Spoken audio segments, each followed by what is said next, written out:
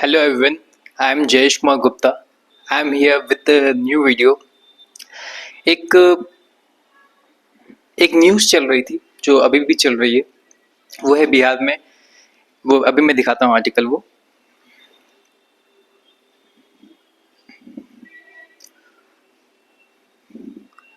ये द हिंदू का एक आर्टिकल है।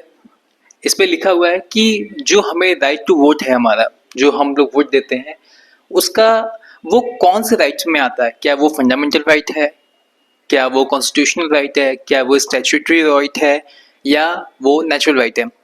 इस पूरे वीडियो में हम वही जानेंगे कि क्या ये वो कौन सी राइट है, कि राइट टू वो जो हम देते हैं वो कहाँ से आया, क्या है, और उस पर बहुत सारे जो सुप्रीम कोर्ट के रूलिंग्स है वो भी मैं इस आर्टिकल में डिस्कस करूंगा, इस वीडियो में डिस्कस करूंगा, क्योंकि इसी आर्टिकल में ये आर्टिकल उसी पे बेसिस है। ठीक है, ये वीडियो पूरा आपको एक बार में अच्छे से समझा दिया जाएगा कि वो है क्या। अभी हम सब न्यूज़ में देख रहे हैं कि न्यूज़ में एक ये ये चल रहा है न्यूज़ में, और न्यूज़ कहाँ की है? बिहार की। देखिए बिहार की मैप बना हुआ है। अब यहाँ क्या है? स्पेशल इंटेंसिव रिवीजन इन इलेक्टोरल रोल्स। अब इलेक्टोरल रोल्स क्या है? जैसे कि हम जब वोट देने जाते हैं अपनी कॉन्स्टिट्यूएंसी में, तो वहाँ पे हम देखते हैं कि हमारा नाम है, हमारा पता है कि इस कॉन्स्टिट्यूशन में ये वाले वोटर्स का है। इलेक्टोरल रोल्स वही होता है कि वो सारी वोटर्स की लिस्ट इसमें शामिल होती है। ठीक, स्पेशल इंटेंसिव रिवीजन का मतलब है कि हम ये देखने चाह रहे हैं कि जो इलेक्टोरल रोल्स हैं, जो वोटर्स की लिस्ट है, उसमें जितने भी वोटर्स हैं क्या वो सब सही सही हैं।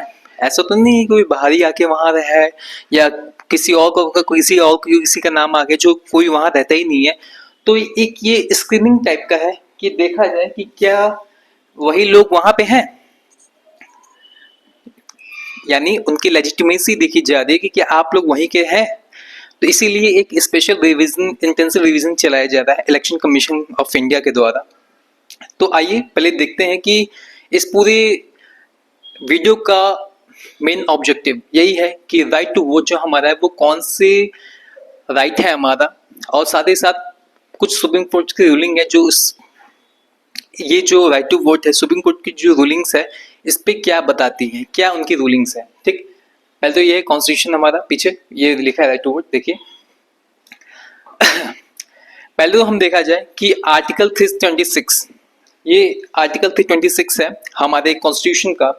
उसमें यहाँ हमें बताया जाता है वो कौन, जो आर्टिकल 326 है ये हमें बताता है कॉन्स्टिट्यूशन में कि राइट टू वोट हर एक इंसान को, हर एक एवरी सिटीजन को मिला हुआ है विदाउट एनी डिस्क्रिमिनेशन। लेकिन इसके आगे भी बहुत सारी बातें हैं। ठीक, पहले हम देखते हैं कि वो जो जितने हमारे राइट्स हैं, ये जो मैं यहाँ डिस्कस कर रहा हूँ, जितने राइट्स हैं, नेचुरल राइट्स है, फंडामेंटल राइट्स है, कॉन्स्टिट्यूशनल राइट है, स्टैट्यूटरी और लीगल राइट्स है, ये सब क्या है, इन सब में डिफरेंस क्या है।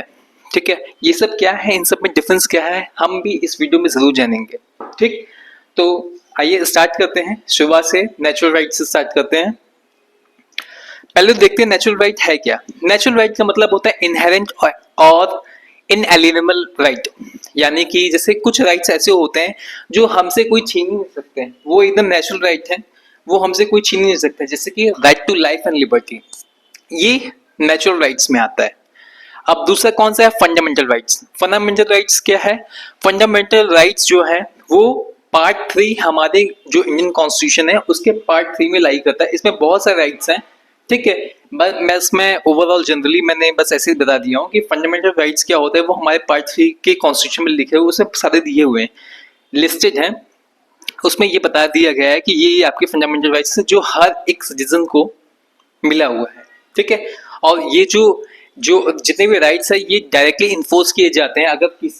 अगर कभी किसी का फंडामेंटल राइट अगर अंडरमाइन होता है तो वो सुप्रीम कोर्ट के द्वारा, सुप्रीम कोर्ट में जाकर अंडर आर्टिकल 32 के तुरंत तुरंत उसके पे राइट पिटीशन वो डाल सकता है, ताकि उसका जो फंडामेंटल राइट जो ब्रीच हुआ है उसे उसका राइट मिल सके। ठीक, अब सेकंड कौन सा है? थर्ड वन कौन सा है? Constitutional right. कॉन्स्टिट्यूशनल राइट देखिए, इन दोनों में आप डिफरेंस देख लीजिएगा, ये भी कॉन्स्टिट्यूशन में लिखा है, ये भी कॉन्स्टिट्यूशन में, लेकिन ये वाला जो कॉन्स्टिट्यूशन में लिखा है वो पार्ट 3 के आउटसाइड है, लेकिन कॉन्स्टिट्यूशन में लिखा हुआ है, लेकिन पार्ट 3 के बाहर है। ठीक है, ये हमारा कॉन्स्टिट्यूशनल राइट है। ओके, अब इसमें आप बोलेंगे ये कौन सा, इसमें कौन कौन से राइट्स हमारे आते हैं। इसमें आगे जैसे राइट टू प्रॉपर्टी हो गया, राइट टू प्रॉपर्टी हो गया ये हमारा, या फ्री ट्रेड हो गया, या no tax without any authority, no tax without authority of law. ठीक है, तो ये हमारा कॉन्स्टिट्यूशन राइट में आ गया।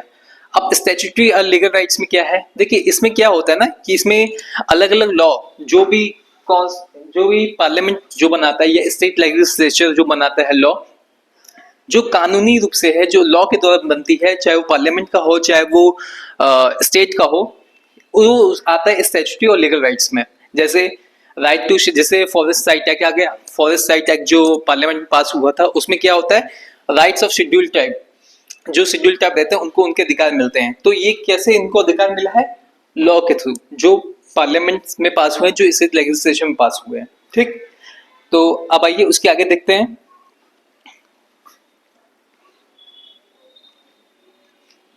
अब जो मैं बताया हूं वहां पे आर्टिकल 326 राइट टू वोट है विदाउट एनी डिस्क्रिमिनेशन, ये कॉन्स्टिट्यूशन में लिखा हुआ है। ठीक, अब इसमें आगे की बातें हैं, जो भी पार्लियामेंट अब जो लॉ बनाई है, ये वोट देने के लिए ये कौन कौन से लोग इसमें एलिजिबल हैं उसके बेसिस पे लिखा हुआ है। ठीक है, तो यहाँ पे लिखा, पहले पास हुआ था कौन सा, रिप्रेजेंटेशन ऑफ पीपल एक्ट 1950। अब इसमें क्या है, बहुत से मतलब ये जो लॉ है इसके सेक्शन 60 में क्या लिखा हुआ है,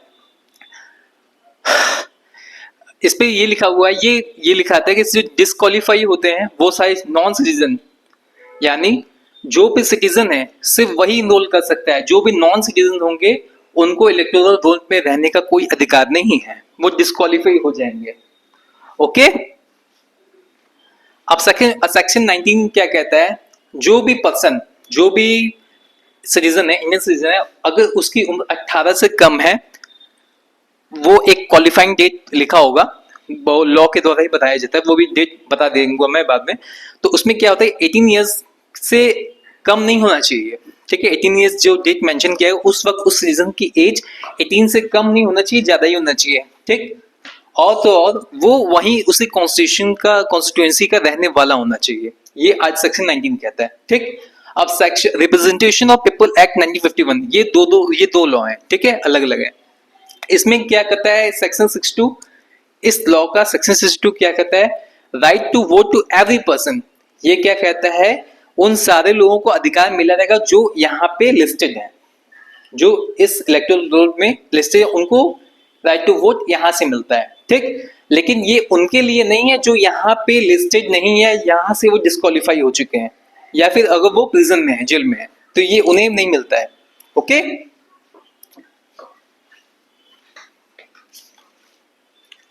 अब मैं नेक्स्ट स्लाइड दिखाता हूं आपको।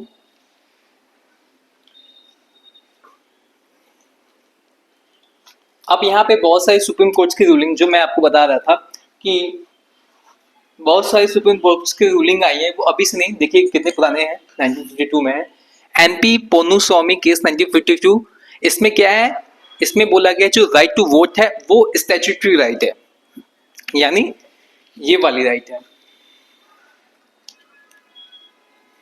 1 मिनट प्लीज,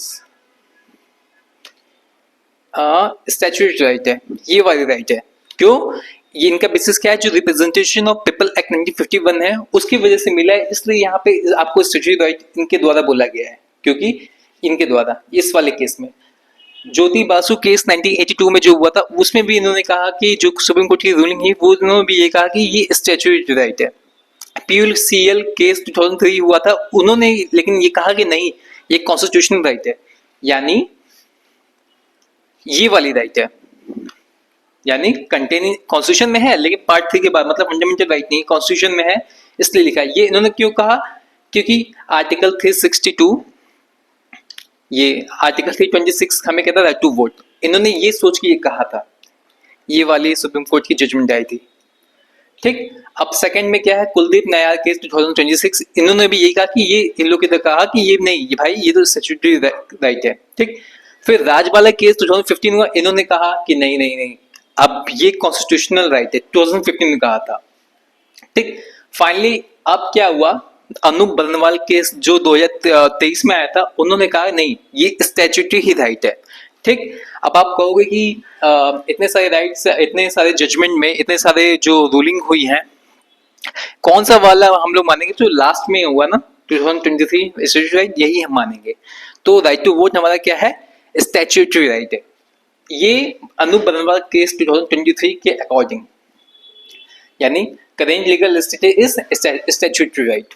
ओके,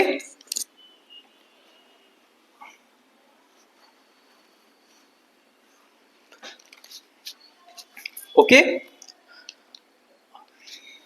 ये मैं आपको बता था, ये है द हिंदू का आर्टिकल, जो यहीं से मैंने पढ़ के आपको सब कुछ समझाने की कोशिश की है, और मैंने बहुत अच्छे तरीके से आपको सब कुछ डिफरेंस भी बता दिया। तो अब अगर आपसे कोई पूछ दे कि राइट टू वोट हमें कौन सी, राइट टू वोट कौन सी है, अब आप कमेंट सेक्शन में बताइए कि राइट टू वोट कौन सी है। पहला नेचुरल राइट है, दूसरा फंडामेंटल राइट है, तीसरा कॉन्स्टिट्यूशनल राइट है, या चौथा स्टैट्यूटरी राइट है। प्लीज कमेंट में बताइए।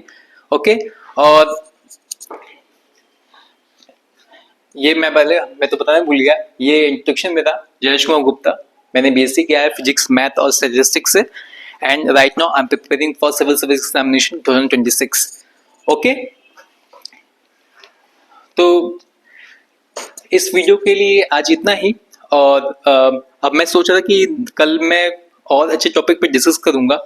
फिलहाल के लिए अभी तो बस इतना ही है। प्लीज़ मेरे वीडियोस को लाइक करिए, कमेंट करिए, बताइए कैसा लगा, शेयर करिए अपने दोस्तों के साथ, और सब्सक्राइब करना बिल्कुल भी मत भूलिएगा। Goodbye, take care.